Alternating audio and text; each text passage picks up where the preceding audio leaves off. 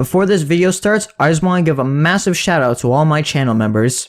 If you want to receive a shout out, then become a channel member today and you'll be shown on screen like all these other channel members here. Anyways, enjoy the video.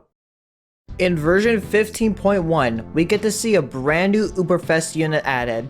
This being Young Knight Lunos and their evolved form, full Moon Knight Lunos. Being an Uberfest unit, they come with both a smaller version and a larger version of the unit, and I want to cover both in this video to see how well each form is able to perform on their own. The footage of Lunos in both forms is at level 50. Before I dive into the review, if you enjoy Battlecats content, then be sure to subscribe to the channel and like the video, and for mobile users, be sure to hype the video and comment your thoughts on the unit after watching this video. Anyways, let's get to discussing this new Uberfest unit. Young Knight Lunos is the first form, and thus will be the form we will look at first.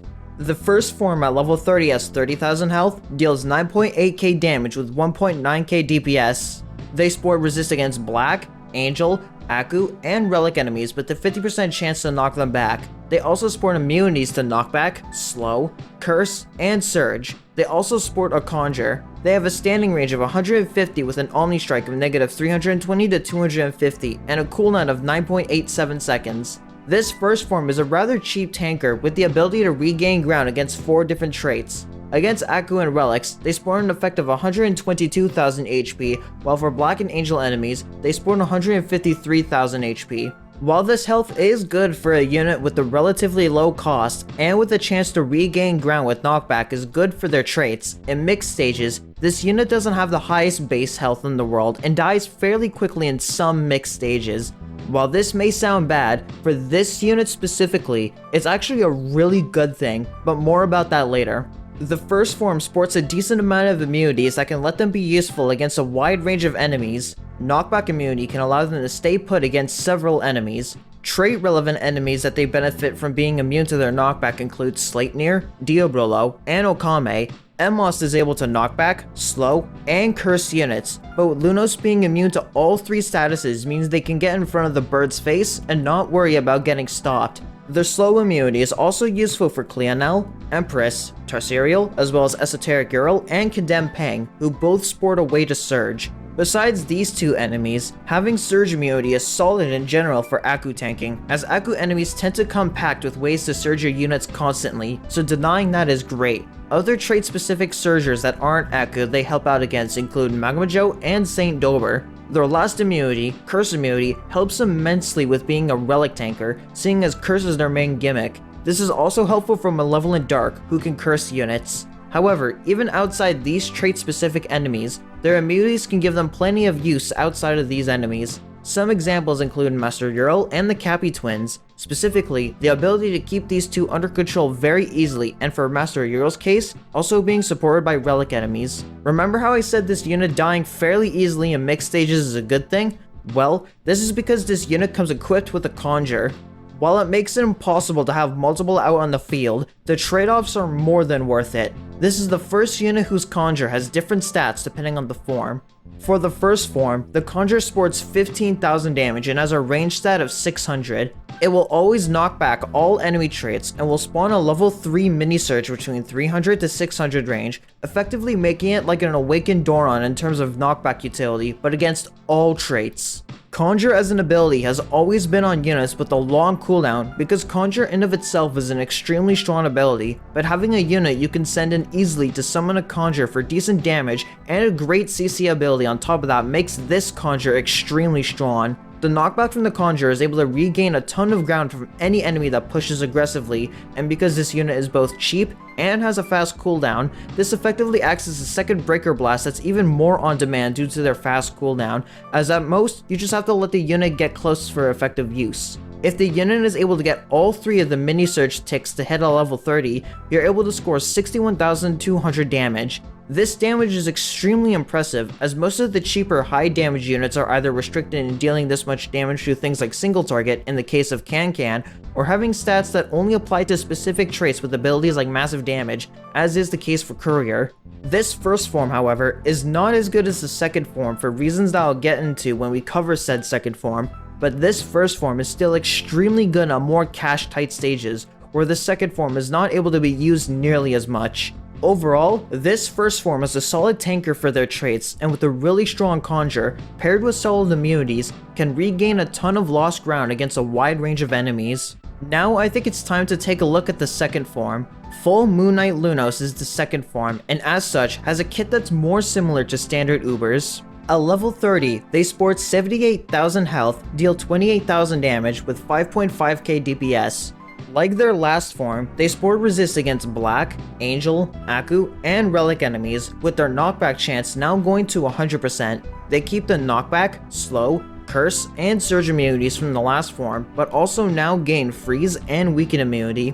They also sport a 10% chance to Savage Blow, tripling their damage. They sport a standing range of 250 with an Omni Strike of negative 320 to 350 and have a cost of 3450. Now you think I may have made a typo when writing their cooldown in my stat chart here, but no, the evolved form also has a cooldown of 9.87 seconds. Seeing as they have stats that are more in line with standard Ubers, their ability to tank also goes up like crazy. Against Relic and Aku enemies, they sport an effective 312,000 HP, and against Black and Angel enemies, this effective health bumps up to 391,000 HP at level 30. This unit just on its own is extremely good at keeping still thanks to their knockback immunity and only having 2 knockbacks, as well as being able to regain ground against a wide range of aggressive enemies. They also have a 10% chance to Savage Blow, which may sound bad, but keep in mind this thing will almost always be on the field, so you'll always see at least a few of them in a battle. At level 30, their Savage Blow damage jumps to 84,000 damage.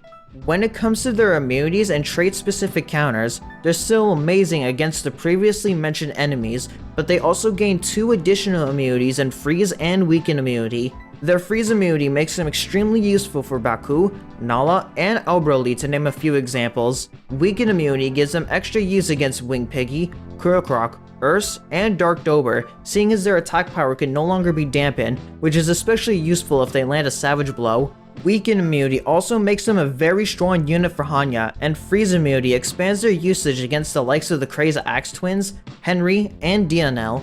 Now to address the Elefante de Papo in the room, their Conjure. As mentioned before, Conjure as an ability is balanced by the fact that it's only ever been on non-spammable units. But not only is the first form spammable, the second form also has a much stronger Conjure. At level 30 alone, this Conjure does 45,900 damage and now summons a level 5 mini surge between 400 to 700 range. This mini surge is extremely consistent, meaning you could very easily land multiple hits against an enemy with said mini surge. If one was to land all 5 of the mini surge ticks, this makes the total damage with the Conjure jump to 91,800 damage. They have enough natural bulk to get into most enemies' faces and deliver the Conjure. This is even more so with their targets thanks to the resist.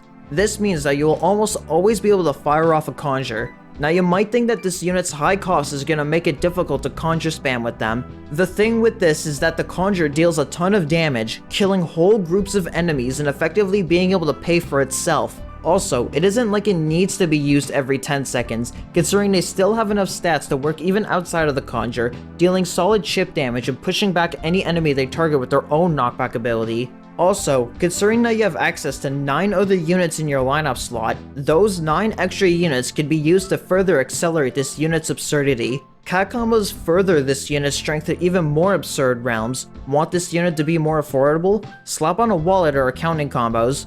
Want their knockback to further push enemies back? Slap on knockback combos. Want this guy to be even more replenishable? Slap on research combos.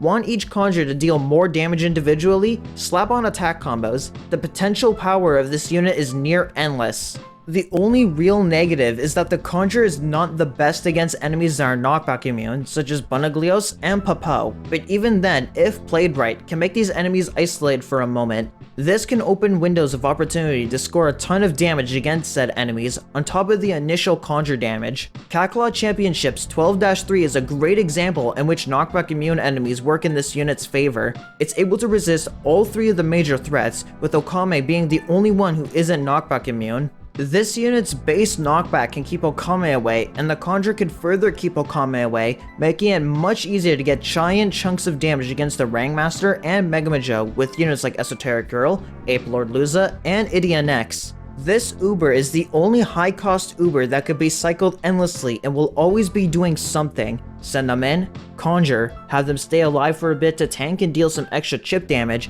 have them die, and repeat the cycle. If you had to describe this Uber to someone, the best way I would describe this Uber is like that scene in SpongeBob where he's destroying Squidward's alarm clock to prevent him from waking up early, only for Squidward to reveal he has like 100 more spare alarm clocks ready to go.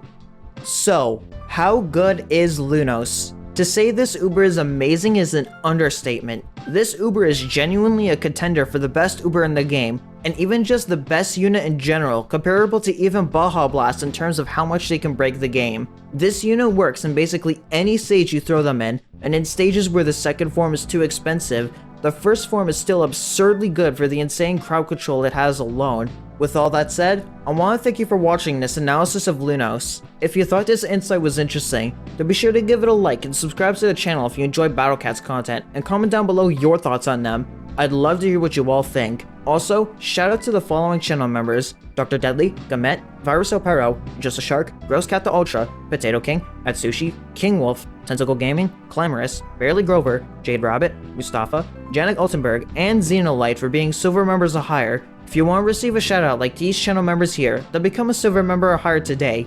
Becoming a channel member supports what I do in a way that helps keep the lights on and allows me to continue making content for all of you to watch. Anyways, I hope you have a wonderful day.